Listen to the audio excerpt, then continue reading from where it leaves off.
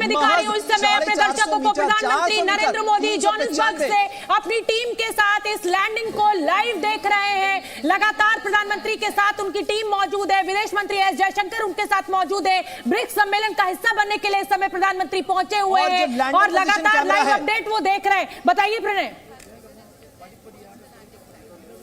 आपको जो तस्वीर नजर आ रही है ये लैंडर पोजीशन कैमरा की है और आप देखिए इसका रेजोल्यूशन कितना साफ होता चला जा रहा है। जैसे इससे नीचे आ रहा है अब महज 200 मीटर से भी कम, 191, 188, 184, 181, ये लगातार मैं आपको काउंटडाउन बता रहा हूं। 175 मीटर, महज 175 मीटर और एक और माइलस्टोन अचीव हुआ। भारत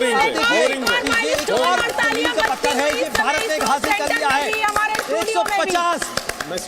और जितने लोग इस समय जी न्यूज़ इस वक्त विजुअल्स आप तस्वीरें देखिए, ये आपको जो तस्वीरें दिख रही हैं यही तस्वीर इस वक्त चांद पर भी होगी। प्रधानमंत्री के चेहरे पर मुस्कान आती हुई, तालियां, लैंड कर गया है, तालियां, भारत ने इतिहास रच दिया। और लुकिंग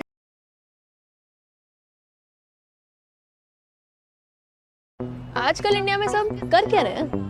ग्रो कर रहे हैं सारे ग्रो। भी चंद्रयान 3 मिशन के सफल होने के आखिरी पलों में पूरे देश की सांसें अटकी रहीं, क्योंकि चंद्रयान 2 मिशन के दौरान पहले तो सब कुछ ठीक चल रहा था, लेकिन आखिरी पल में ही वो मिशन फेल हो गया था।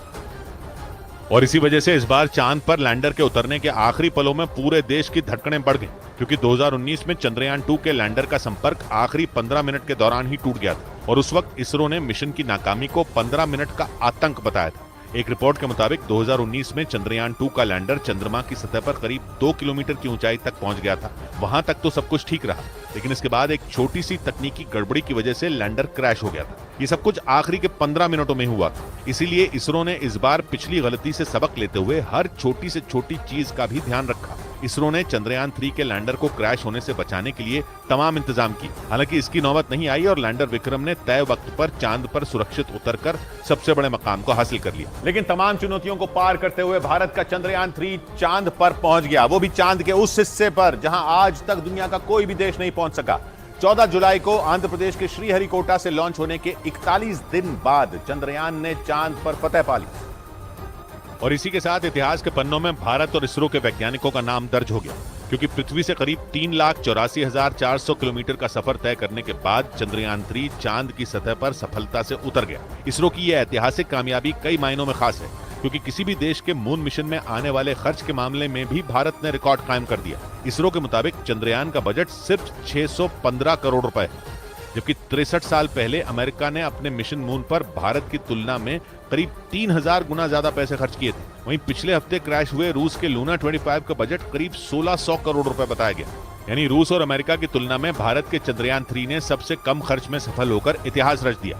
इस बीच चंद्रयान 3 मिशन को सफल बनाने के लिए इसरो के वैज्ञानिकों ने पल पल पर नजर बनाए रखी। इसी वजह से भारत ने पहली बार चांद के दक्षिणी ध्रुव पर कदम रखा, जिसका सपना अमेरिका, रूस और चीन समेत दुनिया के कई देश देख रहे थे। लेकिन चांद के दक्षिणी ध्रुव पर पहुंचकर भारत इन सभी देशों से काफी आगे निकल गया। इस मिशन को सफल बनाने के लिए इसरो के वैज्ञानिकों ने पल पल पर अपनी नजर बनाए रखी। खासकर लैंडर विक्रम के चांद की सतह पर उतरने के आखिरी पड़ाव पर वैज्ञानिकों ने अपनी पूरी ताकत लगा दी। उन्होंने बिल्कुल सही समय पर लैंडर विक्रम को चांद की सतह पर लैंड कराने की कमांड दी। मिशन के पूरा होने के लिए ये सबसे अहम पड़ाव था, क्योंकि सही वक्त पर कमांड मिलने पर ही लैंडर विक्रम चांद की कक्षा से उसकी सतह पर उतरने के लिए नीचे आया। ये बेहद जटिल प्रक्रिया थी, जिसे इसरो के वैज्ञानिकों ने पूरी तरह सफल बना दिया।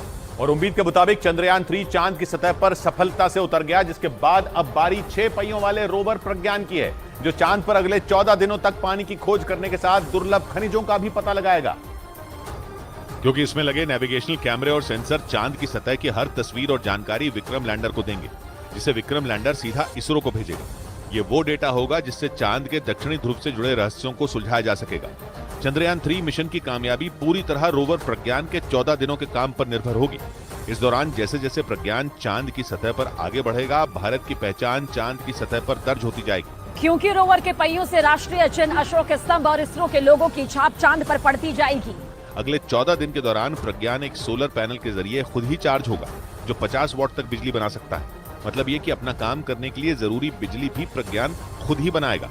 यही नहीं, रोवर प्रज्ञान चंद्रमा के उन रहस्यों से भी पर्दा उठाएगा जिनसे दुनिया अब तक अनजान रही, क्योंकि भारत के चंद्रयान 3 का रोवर चांद के उस हिस्से में पहुंच गया जहां दुनिया का कोई भी देश नहीं पहुंच सका। चांद की सतह की मिट्टी का सैंपल लेने बर्फ का पता लगाने, वहां के मौसम का हाल जानने में रोवर प्रज्ञान पूरी तरह सक्षम बताया गया।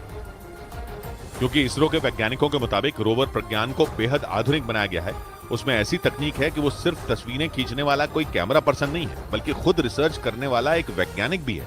लैंडर विक्रम से आधा किलोमीटर के दायरे में प्रज्ञान चंद्रमा की सतह पर घूमता रहेगा और रिसर्च करता रहेगा। प्रज्ञान सिर्फ पानी ही नहीं बल्कि चांद की सतह पर मैग्नीशियम, सिलिकॉन और पोटेशियम समेत कई खनिज भी खोजेगा। इसके अलावा वहां के तापमान और भूकंप की भी जानकारी को इकट्ठा करेगा। इस दौरान चांद की सतह पर रोवर प्रज्ञान 1 सेंटीमीटर प्रति सेकंड की रफ्तार से चलेगा और चांद की सतह पर उसकी रिसर्च पृथ्वी के 14 दिनों तक चलेगी, क्योंकि चांद पर एक दिन पृथ्वी के 14 दिन के बराबर होता है। इस बीच साउथ अफ्रीका के दौरे पर गए प्रधानमंत्री नरेंद्र मोदी ने देश के वैज्ञानिकों की पीठ थपथपाई। उन्होंने भारत की इस ऐतिहासिक सफलता के लिए इसरो के वैज्ञानिकों को धन्यवाद। नरेंद्र मोदी ने चांद पर कही जाने वाली पुरानी कहावत को अपने शब्दों में दोहराया। चंदा मामा बहुत दूर के हैं, चंदा मामा बहुत दूर के हैं।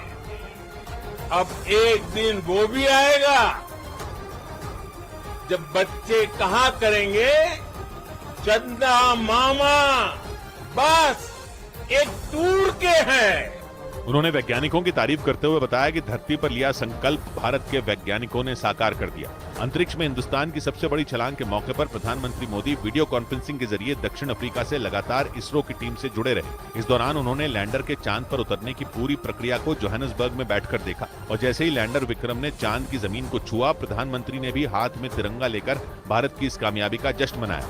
और इसके साथ ही उन्होंने चंद्रयान 3 की कामयाब लैंडिंग के तुरंत बाद इसरो के चीफ एस सोमनाथ को फोन कर बधाई दी। इस दौरान पीएम ने जल्द ही इसरो मुख्यालय पहुंचकर उनकी टीम से मिलने का भरोसा भी दिया।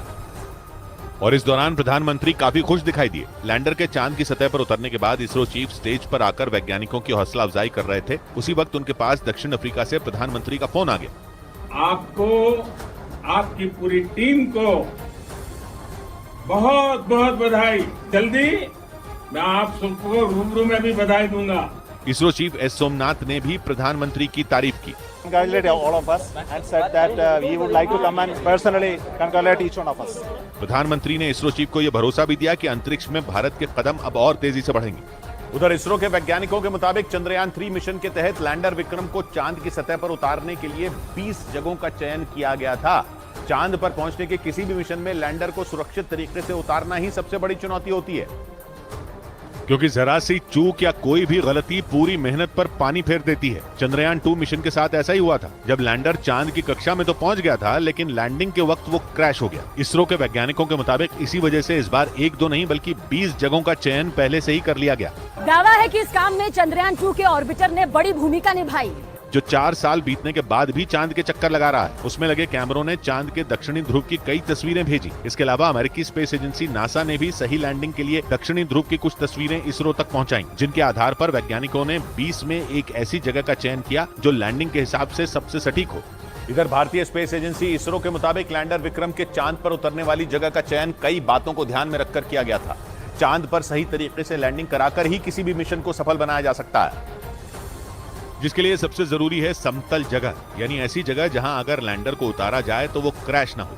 चंद्रयान 2 मिशन में यही गलती हुई थी। उस वक्त तकनीकी गड़बड़ी से सॉफ्ट के बजाय लैंडर की हार्ड लैंडिंग हो गई थी, जिससे लैंडर ने काम करना बंद कर दिया था। इसे ऐसे समझिए कि लैंडर को चांद की कक्षा से उसकी सतह पर सही तरीके से उतारने की कोशिश की जाती है, ताकि लैंडर से रोवर को बाहर निकलने में कोई परेशानी ना हो।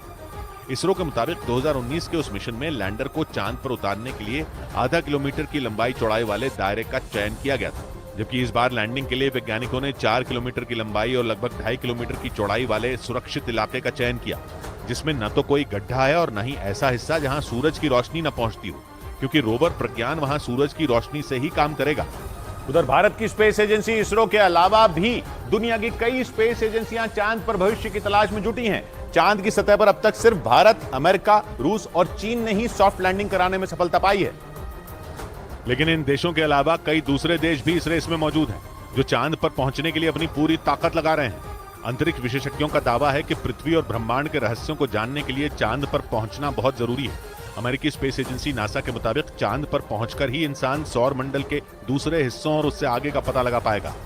यही नहीं, चांद पर पानी की मौजूदगी और इंसानों के रहने के लिए वातावरण है या नहीं, इसकी भी जानकारी वहां पहुंचने के बाद ही मिल सकेगी। इसलिए कई देश चांद पर पहुंचने की होड़ में। हालांकि वहां तक अब तक सिर्फ अमेरिका ही इंसान को भेज पाया है। 1969 में अमेरिका के अपोलो मिशन के जरिए नील आर्मस्ट्रांग ने चांद पर पहला कदम रखा था।